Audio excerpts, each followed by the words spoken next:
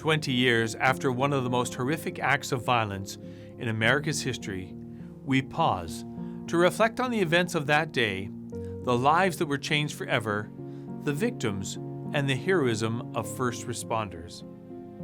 On September 11, 2001, the Salvation Army reached Ground Zero 45 minutes after the first plane struck the World Trade Center.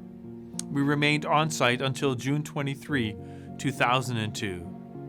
In Gander, Newfoundland and Labrador, the Salvation Army played a key role in 9/11 when 38 jetliners with 6,500 passengers were diverted to this town of 8,000 people.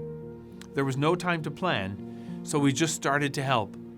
Grateful passengers slept on church pews and cots, received clothing and hot meals.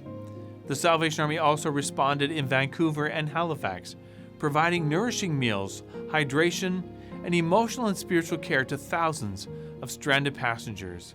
And for months after, Canadian Salvation Army personnel were deployed to support the recovery effort in New York City.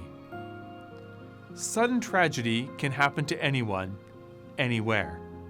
The Salvation Army's Emergency Disaster Services has trained personnel on the ground worldwide, whose ability to mobilize quickly with food, hydration, and emotional and spiritual care is a true source of hope and compassion in times of crisis. Salvation Army teams have been recently deployed in Haiti after the country was struck by a magnitude 7.2 earthquake, and in communities in the southern United States that were devastated by Hurricane Ida.